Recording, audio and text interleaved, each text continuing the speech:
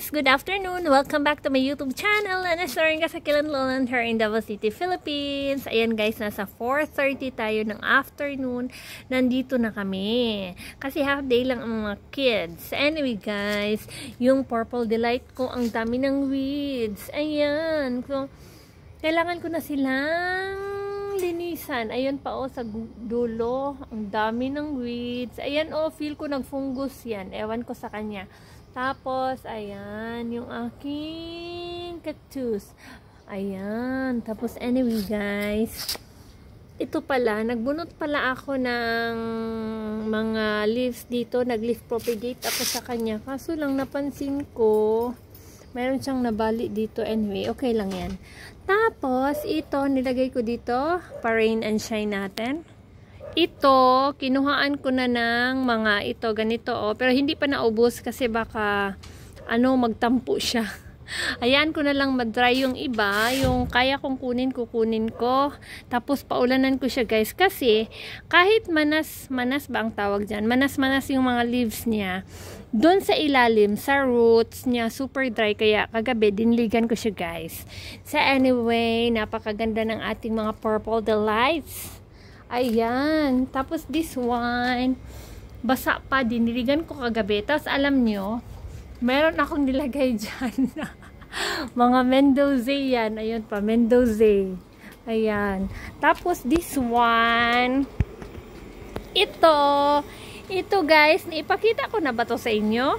Parang hindi pa. Hindi pa ako nagpakita, So, ito, parang 4 to na pots. Itong si Stinky.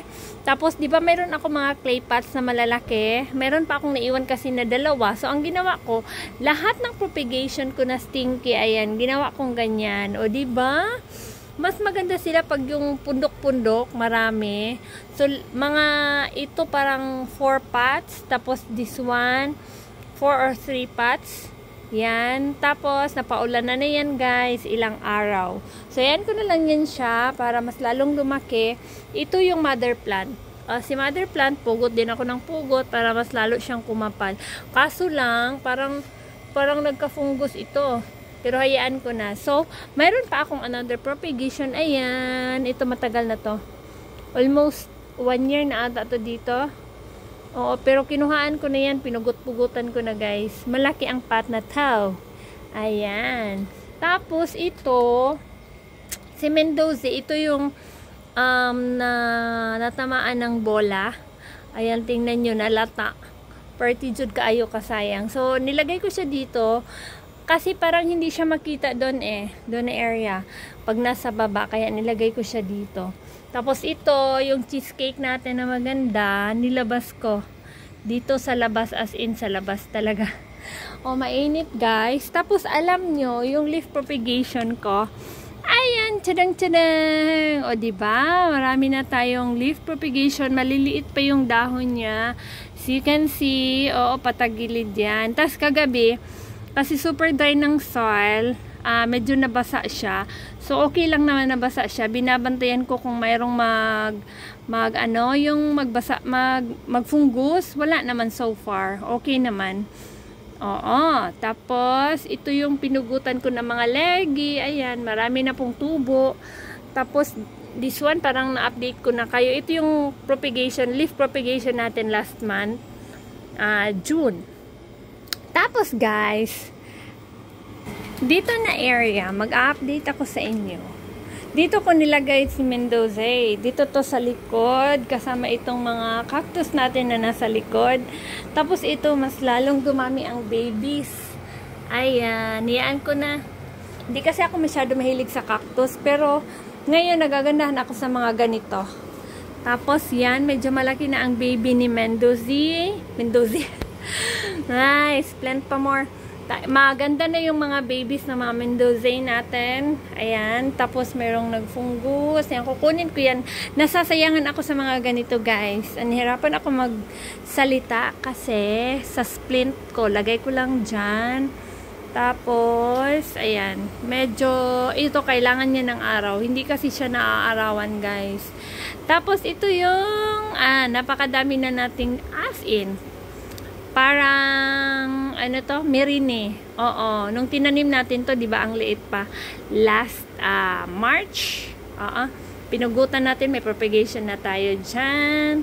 Tapos, ito yung mga, another leaf propagation ko ng mga, ayan, Purple Delight. Pinugutan ko to, tapos nilagyan ng mga leaf propagation. Come on. Kung anak ko, padulong din. Ito, leaf propagation din to, pinaulanan ko na, nilabas ko. Kasi, medyo lumalaki sila, tapos, mahilig kasi ito sa tubig, guys. Kung gusto nyong lumaki si ghost plant, tapos nasa maliit lang na pot, diligan nyo every other day, mahilig yun sa tubig. Tapos ito, nilabas ko din. Itong pot na to, napabayaan ko din to. Ito, hinayaan ko na lang. Itong mga pot na to, neglected. Tapos ito yung pinugot-pugutan ko. Ayan, ewan ko sa kanya anong gusto nito. Parang kailangan nito mag-ano ba? Kailangan itong pot kasi parang hindi na nakalubog yung stem niya. Super dry na siya. Ito na lang yung natira sa ghosty ko. Hayaan ko na si ghosty. Oy, ayaw sa akin. So, balik tayo dito. Hi, Mendoza! Ayan si Mendoza. Ang ganda na. Ito yung nasunog yung gitna. Pero ngayon, tingnan nyo. Ang ganda na. Ay, ganda na siya. Recovered na siya. Kasi parang 2 months na to. O, recovered na siya. Hayaan ko na lang siya dyan. As in, malaki ang pot na to, guys. Oh, super ganda ni Mendoza. Ito, ayan, gumanda din siya. O, diba? Tapos, meron akong ginawa. Look. O, diba? Tinahi ko. Parang wala na talaga akong magawa, guys. Trinay ko to. Nakita ko sa YouTube. So, nag-try ako ng ganyan. Ewan ko kung magiging successful. Hopefully. Diba? Hello, cheesecake. Hi! Yan pala ang donkey's tail natin, guys. Parang kailangan nito sa initan. I-transfer ko siguro to sa initan. Kasi parang ayaw niya dito na area, guys. Do, okay lang naman sa kanya. Napakalaki nito. Ayan. Super duper laki. Parang isang balde na malaki. Okay lang naman sa kanya dito. Pero parang hindi siya parehas. May fungus kasi siya minsan. Parang hindi siya parehas doon sa boros tail ba? Di ba? Dito na area sari-sari. May bayabas. Alam niyo yung bayabas? Ayan, namunga na. May malunggay. Sa baba, ang laki ng puno ng malunggay. May bayabas. May pangapapaya tumubo dyan. May sili. Kahit ano na lang, guys. Nasayangan kasi ako bunutin dyan. Tapos ito, dapat ito sa labas. Siguro ito, no? Lalaki kasi yan. Tapos, ito yung mga update ko lang kayo next time about dito. Ito, bagong tanim to. Tingnan nyo ha. Bagong tanim to, diba? Last month ata? Or basta last month, last 2 months. Ayan, may new growth na siya. Diba? So, mahilig ako ngayon sa hanging pot. Kasi, ayan, ginawa na ako ni hubby ng hanging pots. Ayan, pwede dito, pwede din dyan. Hanggang dun sa dulo. Diba? Diva. Ganun lang yun. Tapos, anyway, meron pala yung, ayan, Arzane. Lagay ko dito. Ayan. Isa to sa mga nagmasa-masa. Ay yung, oo, yung mga nalanta na for replacement ni seller. Ewan ko kung makasurvive to, pero sabi niya, i-replace niya daw to. So, nilagay ko dito sa hanging pot, then, na-rain and shine. Kasi usually, sa leaves lang yan eh, kaya siya ganyan. Pero, nung tinignan ko yung roots niya, super dry, kaya kailangan niyang maulanan. Sana umulan mamaya para makaligo siya. So, ayan yung itsura ng ating mga hanging plants. So, anong tawag dito? Maghihintay ako kung kailan sila lalaki. Ito parang ayaw dito. Clump masyado. Parang siyang takot. Ewan ko. Tapos ito, okay lang naman siya dito. Lumaki na siya, guys. As in. Ayan si Super Bomb. Hi, Super Bomb. Si Super Bomb. Sana lumaki din sa Super Bomb dyan. So, anyway, guys. Isa lang naman talaga ang ipakita ko sa inyo. Yung update ko dito dapat. Ayan. O, diba? Ito. O, diba? Makulay na. Mas makulay sila dito sa taas. O, see? O, see? Naipakita ko to last past 3 days o 4 days or almost a week. Pinatong ko siya dito. Oo. Yung na-upload ko na video. Ayan. Tapos ito yung update ngayon. Ay, gusto talaga nila dito. Ay, bakit ganito yung camera ko? Hindi masyado ma-color. Ayan. Tapos ito. Ayan.